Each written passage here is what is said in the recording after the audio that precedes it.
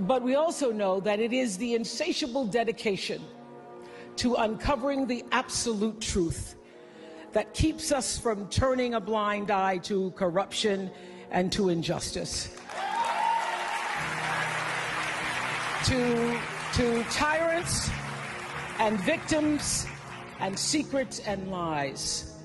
What I know for sure is that speaking your truth is the most powerful tool we all have. And I'm especially proud and inspired by all the women who have felt strong enough and empowered enough to speak up and share their personal stories. Each of us in this room are celebrated because of the stories that we tell. And this year, we became the story. But it's not just a story affecting the entertainment industry. It's one that transcends any culture, geography, race, religion, politics, or workplace. So I want tonight to express gratitude to all the women who have endured years of abuse and assault because they, like my mother, had children to feed and bills to pay and dreams to pursue.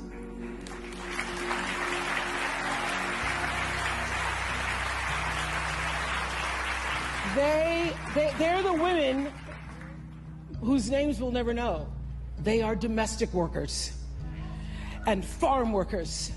They are working in factories, and they work in restaurants, and they're in academia and engineering and medicine and science. They're part of the world of tech and politics and business. There are athletes in the Olympics, and there are soldiers in the military. And there's someone else, Recy Taylor. A name I know, and I think you should know too. In 1944, Recy Taylor was a young wife and a mother. She was just walking home from a church service she'd attended in Abbeville, Alabama, when she was abducted by 6 armed white men, raped and left blindfolded by the side of the road, coming home from church. They threatened to kill her if she ever told anyone.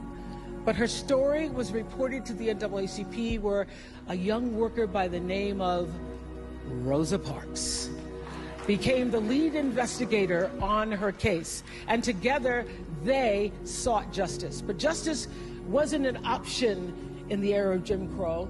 The men who tried to destroy her were never persecuted. Recy Taylor died 10 days ago, just shy of her 98th birthday.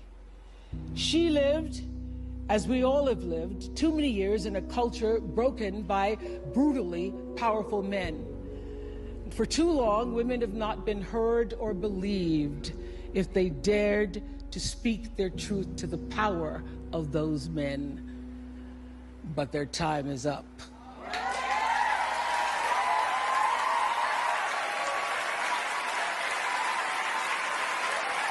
Their time is up.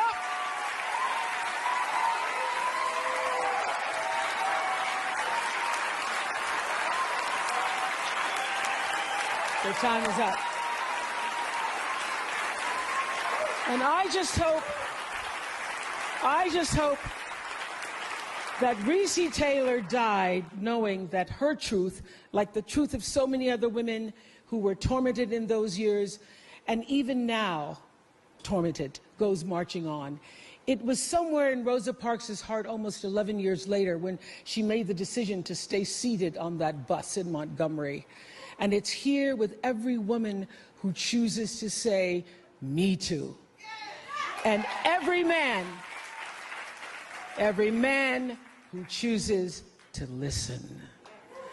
In my career, what I've always tried my best to do, whether on television or through film, is to say something about how men and women really behave, to say how we experience shame, how we love and how we rage, how we fail, how we retreat, persevere, and how we overcome. And I've interviewed and portrayed people who've withstood some of the ugliest things life can throw at you. But the one quality all of them seem to share is an ability to maintain hope for a brighter morning. even during our darkest nights. So I want all the girls watching here and now to know that a new day is on the horizon. And when that new day finally dawns,